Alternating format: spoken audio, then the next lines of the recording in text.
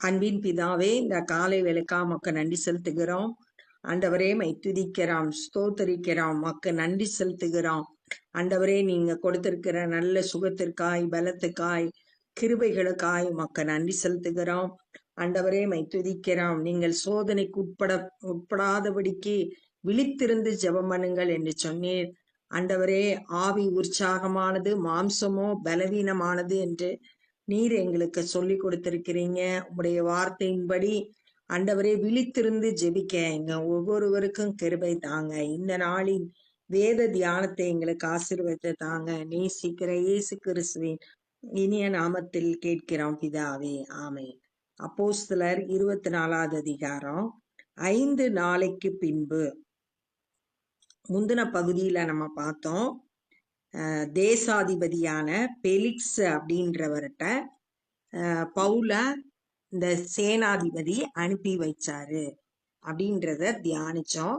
அந்த சேனாதிபதி நீ யாரு, எந்த நாடு அப்படின்றதெல்லாம் விசாரிச்சுட்டு உன்னை குற்றம் சாட்டுறவங்க வரட்டும், வந்த பிறகு என்னன்னு நான் விசாரிக்கிறேன், அது வரைக்கும் ஏரோதோட அரண்மனையில இரு அப்படின்னு சொல்லிட்டு காவல் பண்ணும்படியா கட்டளையிட்டான். அங்க பவுல் இருந்தாரு. இப்ப 5 நாளைக்கு பின்பு பிரதான ஆசாரியனாகிய அனனியா மூப்பர்களோடும்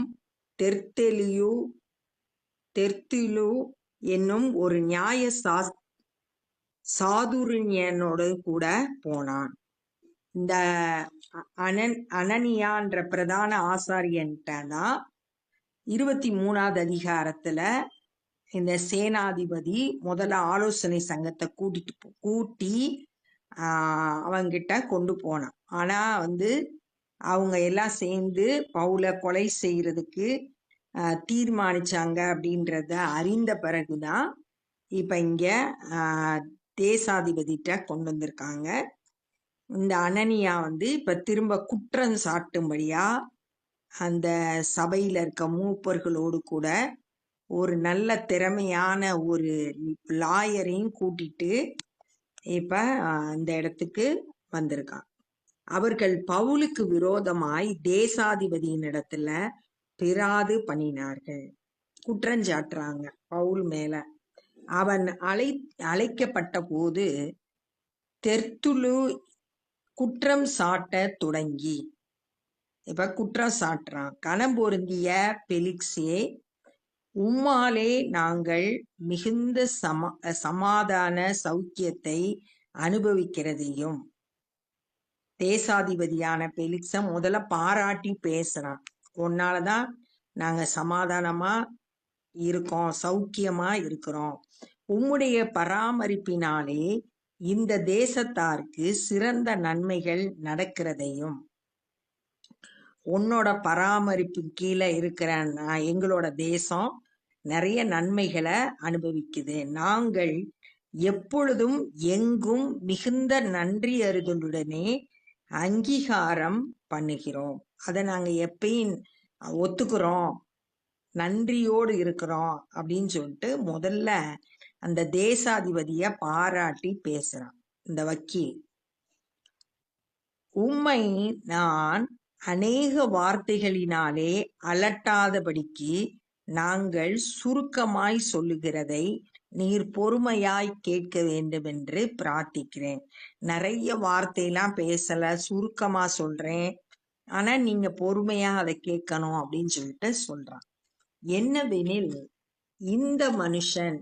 இந்த மனுஷன் சொல்றது பவுல் கொள்ளை நோயாகவும் பூச்சக்கரத்தில் உள்ள சகல யூதர்களுக்குள்ளும் கலகம் எழுப்புகிறவனாகவும் நசரேயருடைய மத பேதத்துக்கு முதலாளியாகவும் இருக்கிறான் என்று கண்டறிந்திருக்கிறோம். இப்ப பவுலுக்கு இங்க 3 குற்றச்சாட்டு சொல்றான். ஒண்ணு, அவன் கொள்ளை நோய்னா பரவக்கூடியது, சேதம் விளைவிக்கக்கூடியது. அவன் ஒரு கொள்ளை நோய். பூச்சக்கரத்துல யூதர்களுக்குள்ள, இந்த உலகத்துல இருக்க எல்லா யூதர்களுக்குள்ளேயும் கலகம் எழுப்புகிறான், குழப்பத்தை உண்டு பண்றான். ஏன்னா இயேசு கிறிஸ்துவை பிரசங்கிக்கிறதன் மூலம் அநேக யூதர்கள் அவரை ஏற்றுக்கொண்டு பவுல் மூலம் கிறிஸ்தவர்களா மாறுகிறத அவன் அப்படி சொல்றான். நசரேயருடைய மத பேதகத்துக்கு முதலாளியாகவும் இருக்கிறான். நசரேயருடைய மத பேதங்களுக்கு ரிங் மாஸ்டர், முதலாளி இவன் தான். அதுக்கு எல்லாத்துக்கும் காரணம் அவங்க இதுல மத பேதகங்கள் ஏற்படுறதுக்கு இவன் தான் காரணம் அப்படின்னு கண்டறிந்தோம். இதுதான் குற்றச்சாட்டுறாங்க. இவன் தேவாலயத்தையும் தீட்டுப்படுத்த பார்த்தான். தேவாலயத்தை தீட்டுப்படுத்துறதுனா புறஜாதியினரை ஆலயத்துக்குள்ள கொண்டு வந்தான்.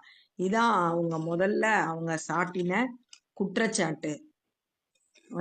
புறஜாதியினரை இதுக்குள்ள ஆலயத்துக்குள்ள கூட்டிட்டு வர்றான் அப்படின்னு சொல்லிட்டு 21வது அதிகாரம் 28, 29 வசனத்துல நம்ம அவங்க பண்ற குற்றச்சாட்டை நம்ம வாசிக்கலாம். அப்படி அவன் தேவாலயத்தை தீட்டுப்படுத்த பார்த்தான். நாங்கள் இவனை பிடித்து எங்கள் வேத பிரமாணத்தின்படியே நியாயம் தீர்க்க மனதாயிருந்தோம். பவுலை பிடிச்சு எங்களுடைய நியாய பிரமாணத்தின்படியே நியாயம் தீர்க்க நினைச்சோம். அப்பொழுது சேனாதிபதியாகிய லீசியாய் மிகுந்த பலவந்தமாய் இவனை எங்கள் கையிலிருந்து பறித்து கொண்டு போய், அங்க பிரச்சனை வந்தோடனே அந்த சேனாதிபதி நூற்றுக்கு அதிபதிகளோட பவுலை கூட்டிட்டு போனான்னு சொல்லிட்டு அந்த 21வது அதிகாரத்துல நம்ம வாசிக்கலாம். இவன் மேல் குற்றம் சாட்டுகிறவர்கள் உம்மிடத்தில் வரும்படி கட்டளையிட்டார். இவனிடத்தில் நீர் விசாரித்தால் நாங்கள் இவன் மேல் சாட்டுகிற குற்றங்கள் யாவையும் அறிந்து கொள்ளலாம் என்றான். உங்கள்கிட்ட குற்றம் சாட்டுறதுக்கு கூட்டிட்டு வந்துட்டான் அந்த சேனாதிபதி, கட்டளையிட்டான்.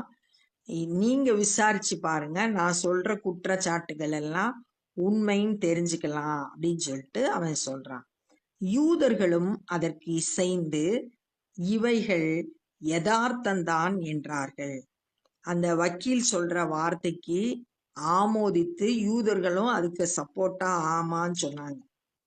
பவுல் பேசும்படி தேசாதிபதி சைகையை காட்டின போது அவன் உத்தரவாக, இப்ப பவுலுக்கு பேசுறதுக்கு வாய்ப்பு, முதல்ல குற்றம் சாட்டிட்டாங்க, அதுக்குரிய பதில இவன் சொல்லணும். அதுக்காக தேசாதிபதி பேச சொல்றான். நீ அநேக வருஷ காலமாய் இந்த தேசத்தாருக்கு நியாயாதிபதியாய் இருக்கிறீர் என்று அறிந்து நான் என் காரியங்களை குறித்து அதிக தைரியத்துடன் உத்தரவு சொல்லுகிறேன். ரொம்ப வருஷமா இந்த தேசத்துக்கு ஜட்ஜா இருக்கீங்க, அதனால நான் தைரியமா என்னுடைய காரியத்தை சொல்றேன் அப்படின்னு பதில், நான் என்னுடைய காரியத்தை சொல்றேன் அப்படின்னு சொல்லிட்டு சொல்ல ஆரம்பிக்கிறான் பவுல். நான் தொழுது கொள்ளும்படியாக எருசலேமுக்கு போனது முதல் இதுவரைக்கும் 12 நாள் மாத்திரம் ஆயிற்றென்று நீர் அறிந்து கொள்ளலாம். நான் எருசலேமுக்கு 12 நாள் தான் மொத்தம் ஆகுது. தேவாலயத்திலே நான் ஒருவரிடத்தில் ஆவது தர்க்கம் பண்ணினதையும், நான் ஜெப ஆலயங்களிலாகிலும் நகரத்தில் ஆகிலும் ஜனங்களுக்குள்ளே கலகம் எழுப்பினதையும் இவர்கள் கண்டதில்லை. தேவாலயத்துல நான் யாரு கூடயும் தர்க்கம் பண்ணல. ஜெப ஆலயம், தேவாலயம் எருசலேம்ல இருந்தது, ஜெப ஆலயம் ஆங்காங்கே பல இடங்கள்ல இருந்தது. அந்த ஜெப ஆலயத்திலேயோ அல்லது நகரத்திலேயோ நான் எந்த கலகத்தையும் ஏற்படுத்தல. இப்பொழுது என்மேல் சாட்டுகிற குற்றங்கள் இவர்கள் ரூபிக்கவும் மாட்டார்கள், நிரூபிச்சு காட்டவும் முடியாது. ஏன்னா இவங்க சொல்றதெல்லாம் பொய், அதனால அதை நிரூபிச்சு காட்டவும் முடியாது. உம்மிடத்தில் ஒன்றை ஒத்துக்கொள்கிறேன், அது என்னவென்றால் இவர்கள் மத பேதம் என்று சொல்லுகிற மார்க்கத்தின்படியே எங்கள் முன்னோர்களின் தேவனுக்கு ஆராதனை செய்து நியாய பிரமாணத்திலேயும் தீர்க்கதரிசிகள் புஸ்தகத்திலேயும் எழுதியிருக்கிற எல்லாவற்றையும் நான் விசுவாசித்து அவங்க மத பேதம்னு எதை சொல்றாங்கன்னா இயேசு கிறிஸ்துவை பின்பற்றுறத சொல்றாங்க. அதன்படி முன்னோருக்கு ஆராதனை செய்கிறது நியாயப்பிரமாணத்துல எப்படி சொல்லியிருக்கோ, தீர்க்க தரிசன புஸ்தகத்துல எப்படி சொல்லியிருக்கோ அதெல்லாம் நான் விசுவாசிக்கிறேன். நீதிமான்களும் அநீதிமான்களும் ஆகிய மரித்தோர் உயிர்த்தெழுந்திருப்பது உண்டென்று இவர்கள் தேவனிடத்தில் நம்பிக்கை கொண்டிருக்கிறது போல நானும் நம்பிக்கை கொண்டிருக்கிறேன். மரித்தோர் எழுந்திருப்பாங்க. நீதிமானா இருந்தாலும் அநீதிமானா இருந்தாலும் உயிர்த்தெழுதல் உண்டு அப்படின்றத இவங்க விசுவாசிக்கிற மாதிரி நானும் விசுவாசிக்கிறேன். இதனால் நான் தேவனுக்கும் மனுஷருக்கும் முன்பாக எப்பொழுதும் குற்றமற்ற மனசாட்சியை உடையவனாய் இருக்க பிரயாசப்படுகிறேன். ஒரு நாள்ல உயிர்த்தெழுந்த பிறகு நியாய தீர்ப்பு நாள் இருக்கு. அந்த நியாய தீர்ப்பு நாள்ல நான் தேவனுக்கு முன்பாக வந்து நிற்கும் போது எல்லாருக்கும் முன்பாக குற்றமற்றவனா இருக்கணும்னா இப்ப நான் வந்து என்ன செய்யணும்னா இந்த உலக வாழ்க்கையில வாழும்போது தேவனுக்கு முன்பாகவும் மனுஷருக்கு முன்பாகவும் எப்பொழுதும் குற்றமற்ற மனசாட்சி உடையவனா இருக்க பிரயாசப்படுறேன். எல்லாத்தையும் சரியா செய்யணும், என்னை யாரும் குற்றப்படுத்தாதபடிக்கு நான் என்னோட மனசாட்சியில குற்றமற்ற மனசாட்சி உடையவனா இருக்கும்படி பிரயாசப்படுகிறேன், முயற்சி செய்கிறேன் அப்படின்னு சொல்லிட்டு தன்னை பத்தி இங்க பவுல் சொல்லுகிறத நம்ம பார்க்கிறோம். இந்த நாள்ல நம்ம என்னெல்லாம் கற்றுக்கொண்டோம் அப்படின்னா, பிரதான ஆசாரியன் மூப்பர்களையும் ஒரு வக்கீலையும் கூட்டிட்டு வந்து தேசாதிபதிட்ட குற்றம் சாட்டுறான். அப்ப அந்த வக்கீல் வந்து பேச ஆரம்பிக்கிறான். தேசாதிபதிய பார்த்து, உன்னுடைய ஆட்சியில நாங்க சமாதானமா இருக்கோம், நிறைய நன்மைகளை எங்களுக்கு நீங்க செய்து வர்றீங்க, நாங்க நன்றி உள்ளவங்களா இருக்கிறோம் அப்படின்னு சொல்லிட்டு, நான் நிறைய வார்த்தை பேசல, கொஞ்சம் சுருக்கமா சொல்ல போறேன், நீங்க பொறுமையா கேட்கணும் அப்படின்னு சொல்லிட்டு இந்த பவுல் வந்து கொள்ளை நோய் போல இருக்கிறான், யூதர்களுக்குள்ள கலகத்தை ஏற்படுத்துறான். இந்த நசரேயருடைய மத பேதகம் அப்படின்றது இயேசு கிறிஸ்துவை பற்றிய உபதேசத்துக்கெல்லாம் இவன் தான் முதலாளி, காரணமா இருக்கிறவன் அப்படின்றத கண்டறிஞ்சோம். தேவாலயத்தை தீட்டுப்படுத்தினா அப்படின்னு குற்றம் சாட்டுறாங்க. ஏன்னா புறஜாதியரை உள்ள கொண்டு வர்றான் தேவாலயத்துக்குள்ள. நாங்க முதல்ல நாங்களே நியாயப்பிரமாணத்தின்படி நியாயம் தீர்க்க நினைச்சோம். ஆனா சேனாதிபதி பலவந்தமா எங்க கையில இருந்து பறிச்சு கொண்டு வந்து உங்ககிட்ட கொண்டு வந்து விட்டுட்டான். நீங்க விசாரிச்சீங்கன்னா நாங்க சொல்ற குற்றச்சாட்டு எல்லாம் உண்மைன்னு அறிந்து கொள்ளலாம்னு சொன்னா, அதுக்கு யூதர்களும் ஆமா அப்படின்னு சொல்லிட்டு சொன்னாங்க. அப்ப தேசாதிபதி பவுலை பார்த்து நீ பேசு அப்படின்னு சொன்னப்ப பவுல் பேச ஆரம்பிச்சப்ப, நீர் நிறைய வருஷமா இந்த தேசத்துக்கு ஜட்ஜா இருக்கிறதுனால தைரியமா நான் என்னுடைய காரியங்களை சொல்றேன். நான் எருசலேமுக்கு வந்து 12 நாள் தான் ஆகுது. தேவாலயத்துல யார்கிட்டையும் தர்க்கம் பண்ணல, ஜெப ஆலயங்கள்லயோ நகரத்திலேயோ நான் கலகம் உண்டாகல.